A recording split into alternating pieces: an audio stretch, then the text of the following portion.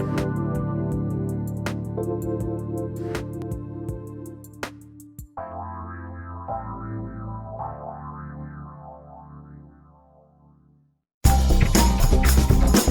to Absolute Alignment with Christelle Biiga, when success feels easy, on TransformationTalkRadio.com.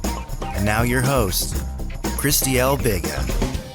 Hi everyone, welcome for this new episode of Absolute Alignment with Christelle, when success feels easy. It's always a pleasure for me to be here with you every first and third Friday at 1:30 p.m. Pacific time, 4:30 p.m. Eastern time for a new episode with a guest, of course, that will come on to share with you amazing information that will help you on your journey. Today, it's all about emotional healing. And before we go there, I just want to thank you again for watching this, and also thank our special VIP guests that are in the studio right now with us. And you can also be a part of it. You can be with us while we are recording the episode, and afterwards get a chance to ask your questions and get live coaching from me and from the guests. So for you to do that, just use the link in the description of this show to save your spot. I'll be so happy to have you here. So as I was saying, today's episode is all about emotional healing. Our guest will come on the second part to give us great tips on that. But before she does, I just want to take a time for us to acknowledge that emotions are something we are really not taught how to deal with. We don't know what to do with our emotions, because some way, somehow, they make us feel like it's wrong to have emotions. Sometimes it's like a weakness to express your emotions. And they even have a word for that. Don't be a pig if you want to cry. I'm not going to use the word here, but you know what I'm saying. If you cry, don't be a pig, right? So people don't know what to do with their emotions. The problem is we all have emotions. And there is a reason why we have them. There is no reason to be ashamed. And it's more difficult to manage painful emotions. So the best way that we tend to deal with painful emotions is for us to keep them as a lesson. We want to hold on to them. We walk around with them like a badge of honor. We carry our pain through our lives. You know, we walk around with all the wounds that we have had from childhood to adulthood. We have those wounds. Somebody disappointed us, we carry that pain. We don't let it go because we want to remember. We don't want to forget. It's like we need that pain to protect ourselves from having the same pain. So our brain comes to that place where it creates a story. Our subconscious mind creates a story. And we have those triggers. Every time someone else shows up, let's say, you know, your father, when you were a little girl or a little boy, your father promised you something and he didn't. You were hurt, you were disappointed, you were wounded. So now you carry a story of you can't trust people. They make promises they can't keep. And you grow up with that story within you. You need that pain. You need to remember over and over again that your father or whoever in your life promised you something you didn't do, did it, and it hurt you. And you don't want that to happen again. So you need that story. You need that pain. You hold on to it. And you want to sometimes share the story over and over again. It's like a badge of honor. Or you don't know what I have been through, or you don't know what people have done to me in the past, or you don't know how terrible this type of people are. It becomes our badge of honor. We have suffered. We have been wounded. We have had all these traumatic experiences. So we don't want to let it go. It's like we need it to validate ourselves. We need it. But the problem here is that as long as we hold on to those emotions, as long as we hold on to that pain, as long as we hold on to those wounds, we don't want them to heal. It affects all the areas of our lives. Now our relationships are impacted because we can't trust people anymore. We can't trust men or women because of a past experience. So that wound being there, our relationships are affected because now we can't trust anymore. We have a trust issue. And we expect people to disappoint us just for us to have a chance to say, I knew it. I knew what's going to happen. People always do this to me. This is always what this type of people do. So that's one of the reasons why we keep the pain. We don't want to let it go. We don't want to release it because we need it to remind ourselves that it's not okay to trust people. It's not okay to make decisions because maybe somewhere in the past you made a decision and it didn't work out the way you wanted. So you keep the pain, you keep the frustration, you keep the wound within yourself. And every time you want to make a decision again, maybe to say yes to an opportunity or, start something new, that pain is there and it keeps you safe because it's going to remind you, hey, don't do that. Remember last time you make a decision, what happened? It was so painful. So don't do that again. So I don't know if you see how walking around with the pain, walking around with the wounds open affects your life. Because now you are not making decisions from a place of power, but you are making decisions from a wounded place. You look at people, you go into relationships with the wounds, and you watch out. You are careful. You look at what is happening because the pain is so still there. You don't want to let it go, and you feel like it keeps you safe because now you have all those red flags. If people do this, red flag. If this happens, red flag. You have all those red flags, and you believe it keeps you safe. But is it really keeping you safe, or is it just preventing you from experiencing life to the fullest? That's the question here. Because if you can't trust people anymore, if you can't make decisions anymore, if you can't do anything anymore without being afraid of the pain, are you really in power here? Or are you simply missing out on the opportunity to live your life to the fullest, to experience beautiful, amazing relationships based on trust, to make decisions that will take your life, your business to the next level, to take opportunities that are showing up, but that you miss out on because you are so afraid of the pain that is still there, because the wound is still open. It still hurts. How about letting that go? I know it seems crazy because sometimes, but you don't know what happened to me. You can't even imagine. Maybe right now you're having that conversation. Maybe thinking, Christelle, you don't know what you're talking about. I can't let that go. That's just not possible. You have no idea. Maybe I don't. You're right. Probably don't know what you have been through. Probably don't know what people have done to you. I have no clue. But I know one thing. As long as you will carry that story with you, as long as that pain will be there, it will just hold you back. It will just hinder your light. It will just keep you away from your full potential. That's all why I'm offering the opportunity today for you to think about it and just look at those two pictures.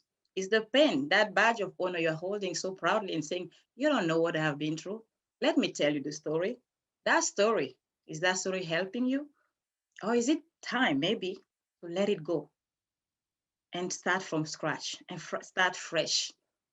Heal the wound. It takes sometimes courage to look at the wound and let it and heal. Letting go takes courage.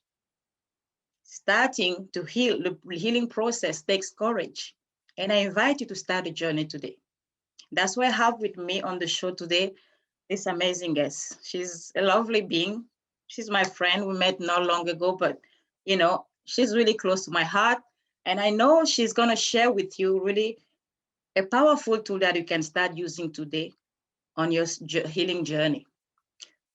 She will be talking on how to heal your pain through writing. So I want to invite right now my guest and friend, Elly Shoja. Hi, Elly.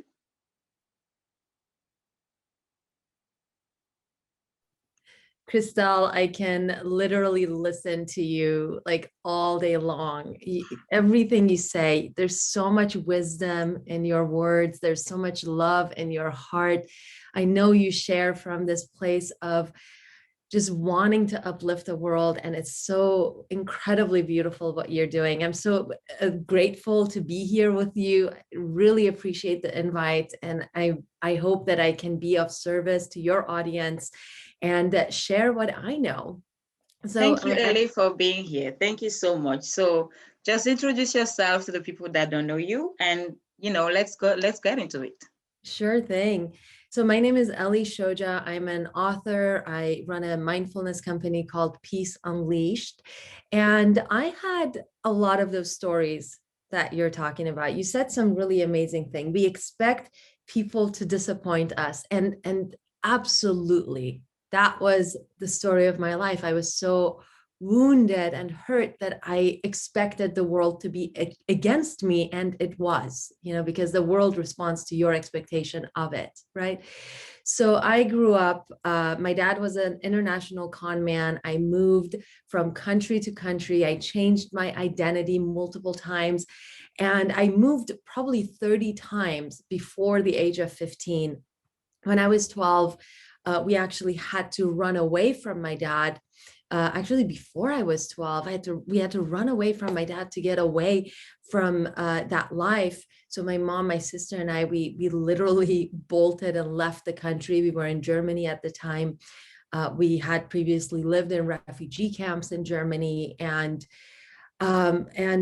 it was very tumultuous, and the effects of it on me were not the best, because when you're a kid and your parents are misbehaving and they're behaving and acting out of their pain and whatever they think is the right thing, and maybe it's not the right thing because they're wounded beings, right?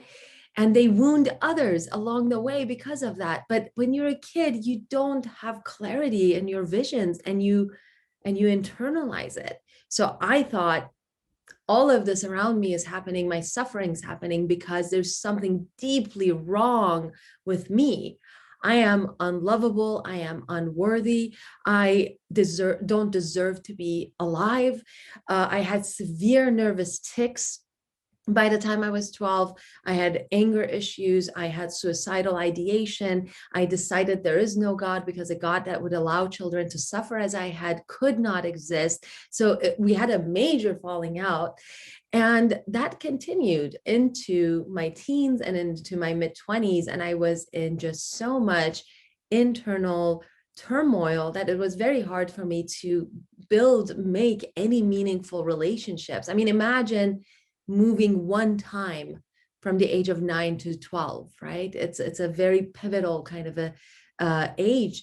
Imagine moving one time and letting go of all of your relationships and friendships and all of that stuff. We moved 30 times before I was 15. So I didn't even know how to maintain relationships. I had to learn all of that. And of course, I felt like it was my fault. There was something wrong with me. I was the problem here. And all of these stories that you're alluding to, that you're talking about, and these stories that I had to one by one basically shed from myself, let go, release. And it does take courage, as you said, to let go. It does take willingness, and it does take that decision to want a better life, to be able to let go of the stories, of the beliefs, of the agreements you've made with yourself that are not serving you. So that's kind of my story in a nutshell. So, I didn't get to the today part.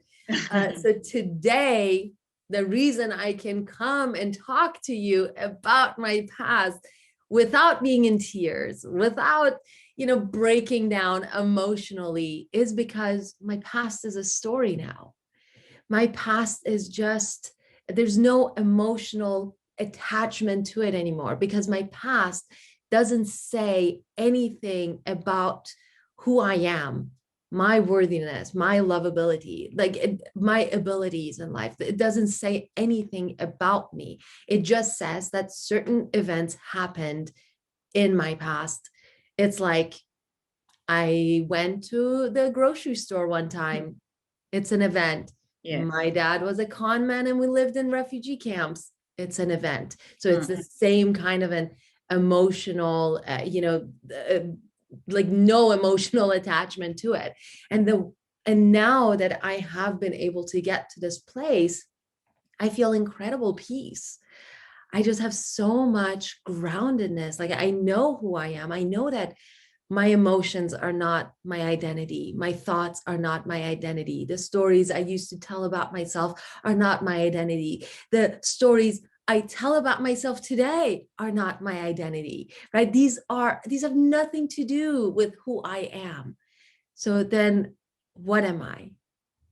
What are you? If you are not your thoughts, your stories, your background, your emotions, the things you said, the things you did, then what are you? What are you, right? So that's a fascinating question. And the answer is that you are that infinite being, that energy that experiences these things, experiences thoughts, experiences emotions, experiences actions, experiences relationships, right? None of those things, all of those things are up here. The being that experiences it so much greater, so much grander, and it is that consciousness, right?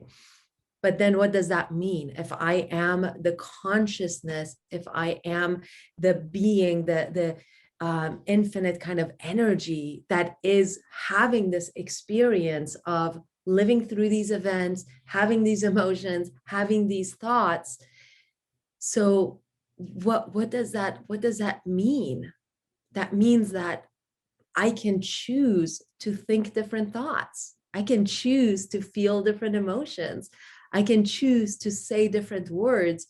I can choose to participate in different actions and relationships if the ones I'm participating in are not serving me, are not making me feel good about myself. That's so powerful. And I want to ask you, because you shared before and after and now, and I want just to know, what was the moment? Was there any defining moment where you knew, okay, this is not working, this is not helping me, these stories are not serving me?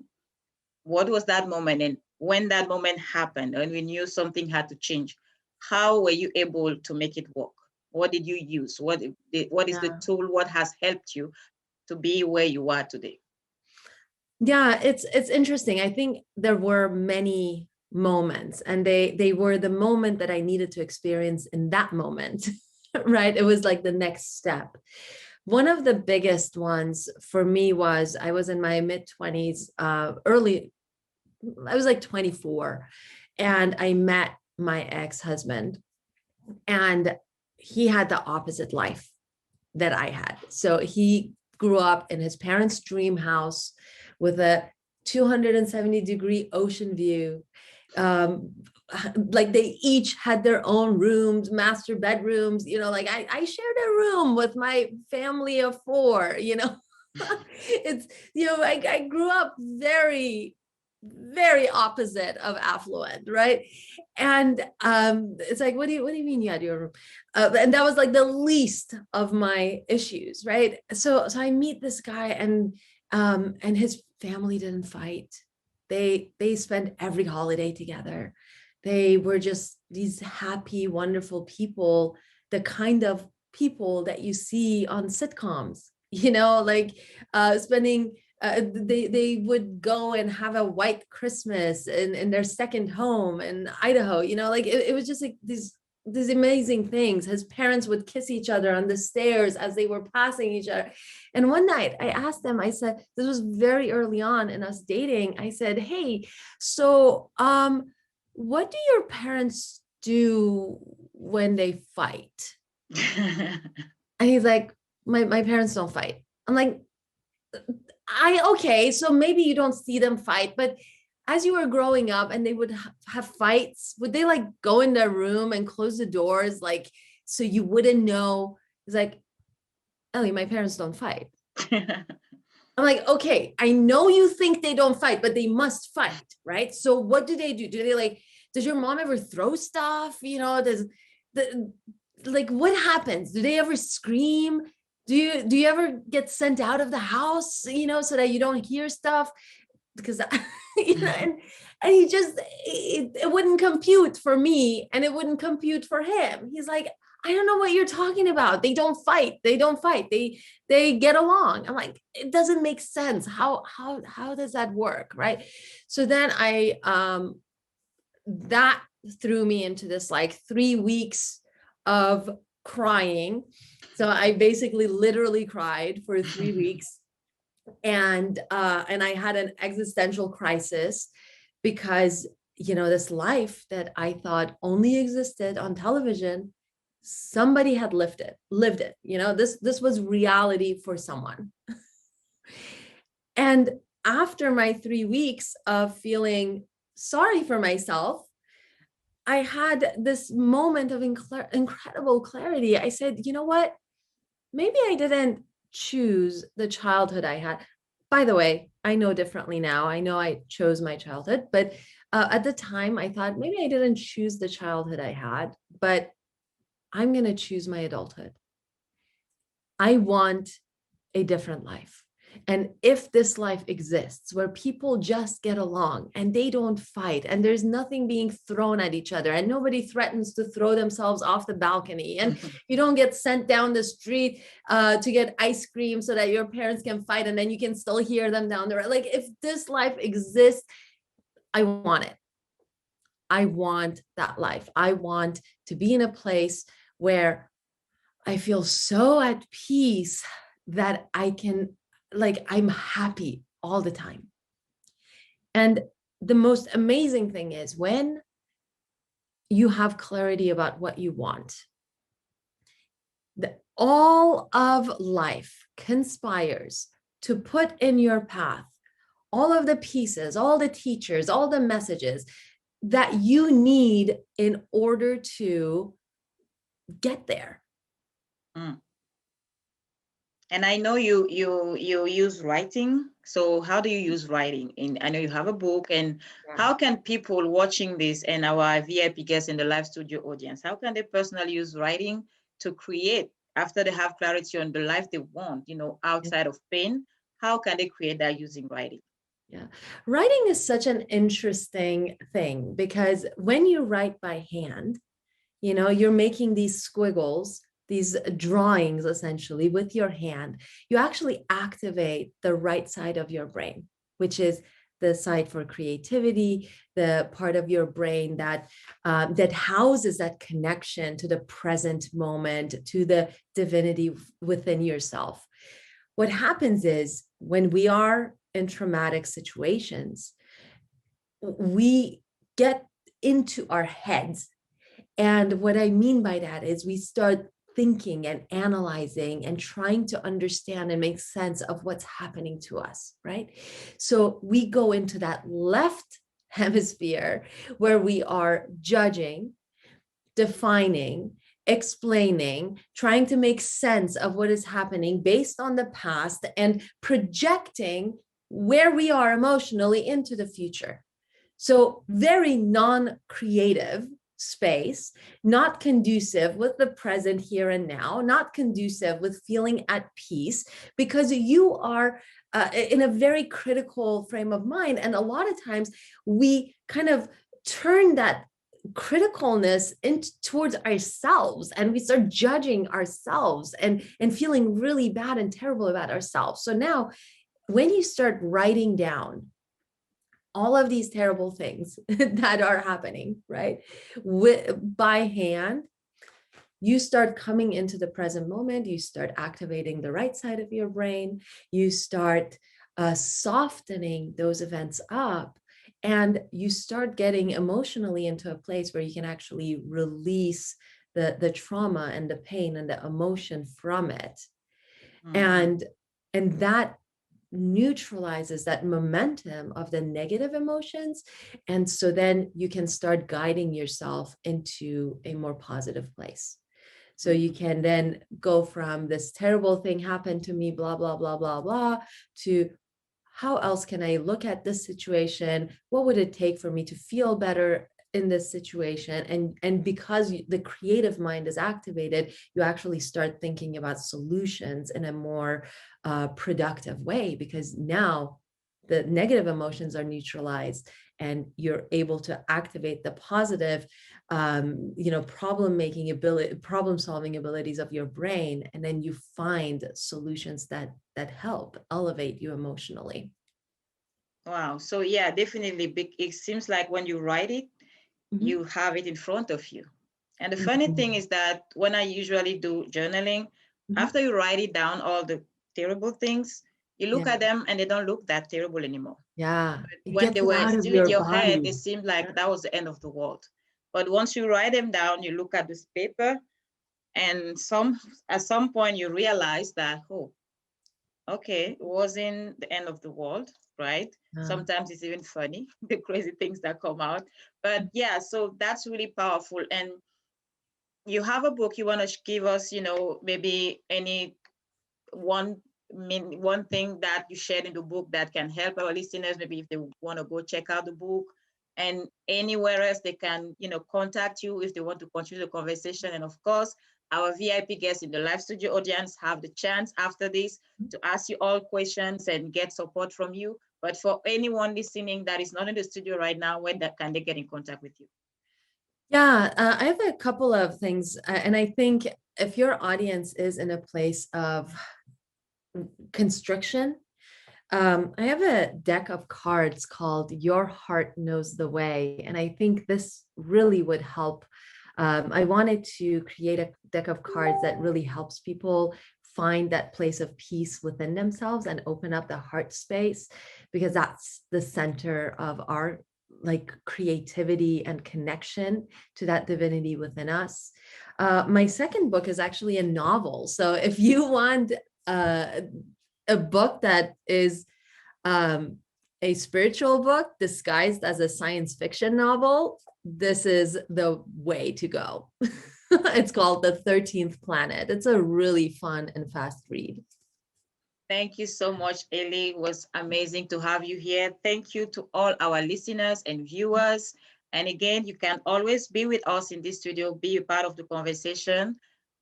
To do that, just use the link in the description. We are always here on Friday, first and third Friday of the month, 1:30 p.m. Pacific time, 4:30 p.m. Eastern time. If you're anything like me, you want to put that on your calendar, because if it's not on my calendar, it's not happening.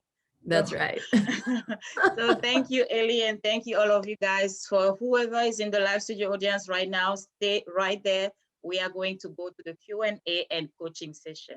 See you on the next episode. Bye-bye.